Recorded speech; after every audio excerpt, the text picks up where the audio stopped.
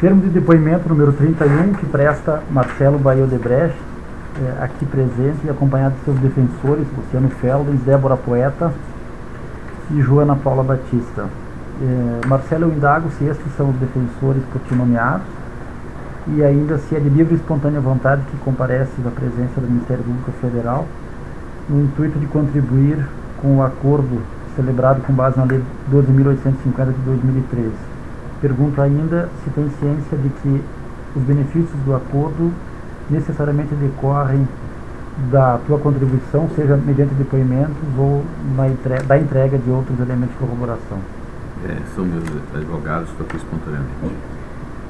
Marcelo, eu vou lhe pedir para, por favor, falar sobre o anexo 9, regime de tributação de lucros no exterior, pleito de favorecimento fiscal. Primeiro, dizer que confirme, por favor, o conteúdo do anexo que foi entregue pela tua defesa e depois, se tu puder explicar os termos dele, por favor.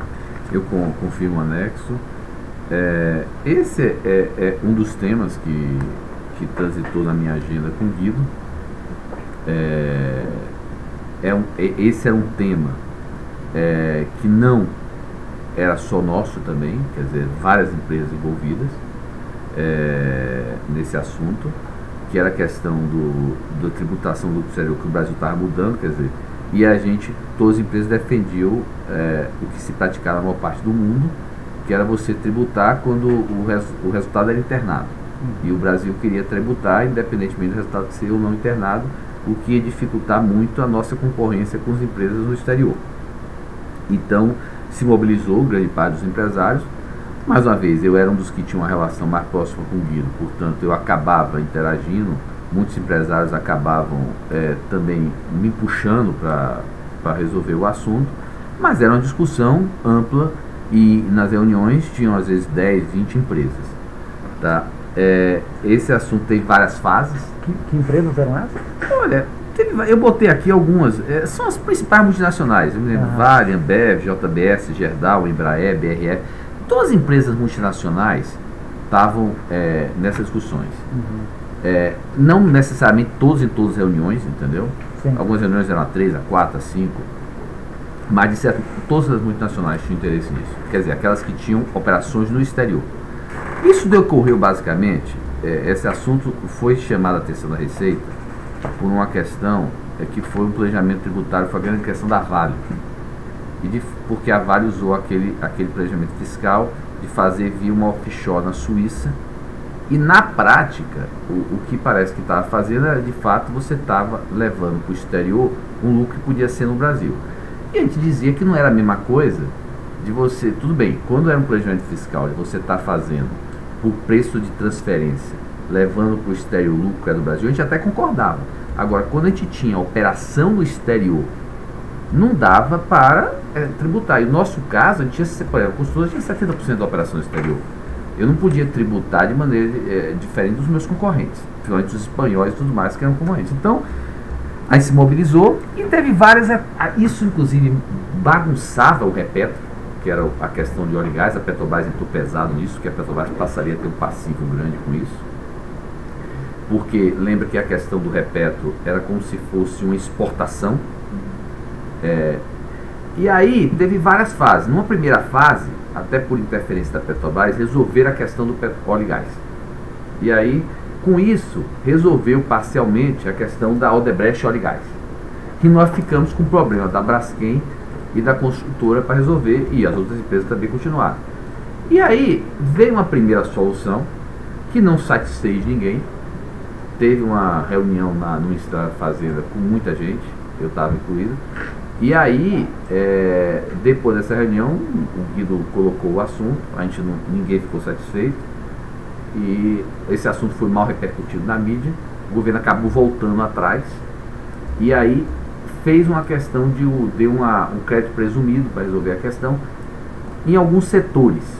Por quê? Qual era a preocupação do governo? Caracterizar que eram setores que de fato produziam no exterior e não que estavam fazendo preço de transferência. O grande problema era o preço de transferência. Então, esse assunto acabou sendo resolvido, foi um assunto que ocupou muito minha agenda, e esse assunto foi outro que, junto com outras empresas, coordenado, o Cláudio coordenou junto com outras empresas intervenções no Congresso. Qual foi o tipo de compromisso que Cláudio e outras empresas aceitou? Eu não sei precisar, mas houve com certeza dentro daquela linha. Esse exemplo aqui também, eu acho que, de certo modo, ele reforçou porque que acabou sendo melhor para a gente a maneira com que eu conduzia a conta italiana comunitária. Porque, por exemplo, lembra que em 2008, 2009, quando eu estava negociando o Refis, veio um pedido específico contra o Refis. Naquela época eu estava construindo uma relação com o Guido, veio, eu aceitei. E no fundo a gente aceitou 50 milhões por conta do apoio. Só que o Refis não era só para Braskem e para Odebrecht, era para todo mundo. E talvez eu tenha sido o único besta que acabou pagando.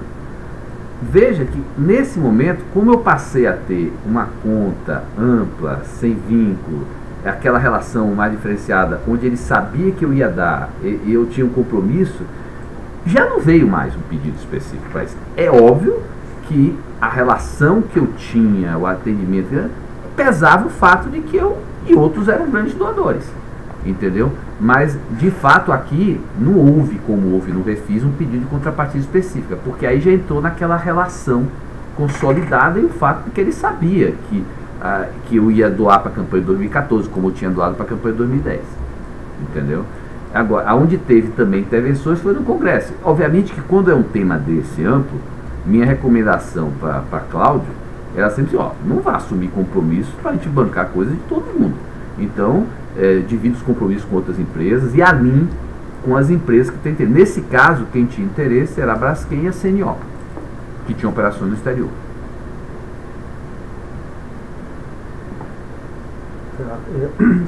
Saberia nos explicar, Marcelo, por favor, qual foram as alterações introduzidas pelo relator, o deputado Eduardo Cunha, no texto do MP?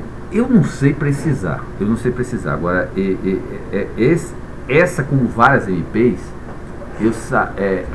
não era incomum, como mencionei, o governo deixar pontas soltas, até às vezes a Receita colocava de propósito, e a gente ter que ajustar via relator no Congresso. Isso aumentava o famoso custo do Congresso. Certo.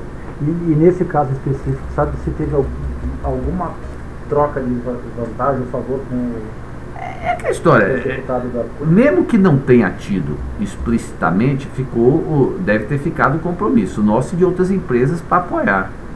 Ou explícito ou implícito, deve ter ficado o compromisso. É aquela história, não tem como o cara apoiar você no Congresso sem criar. Ou ele já pede, ou ele cria expectativa para depois.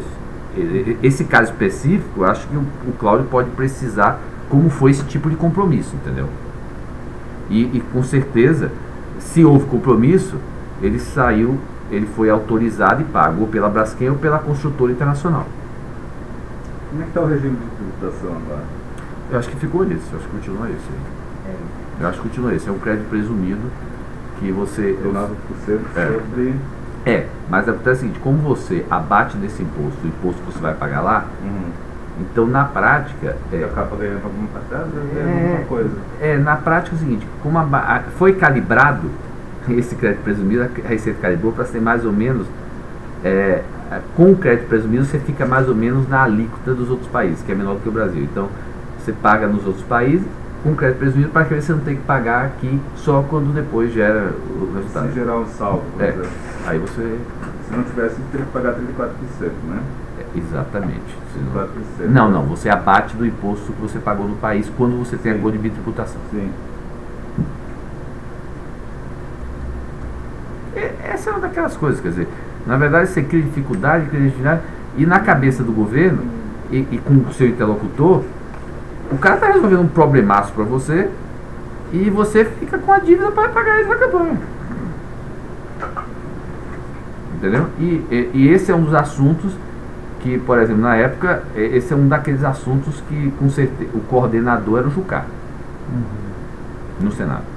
Na Câmara foi o Eduardo. E perante o governo federal, esse assunto foi tratado com o Guido Mantega. Foi. Esse assunto foi o Ministério da Fazenda. E, vamos dizer assim, era um dos tantos assuntos que se resolvia em conjunto. um dos tantos assuntos que eu e outros, da mesma maneira que por conta desse assunto, ele achava que a gente era obrigado a doar, com certeza outras empresas ele via da mesma maneira.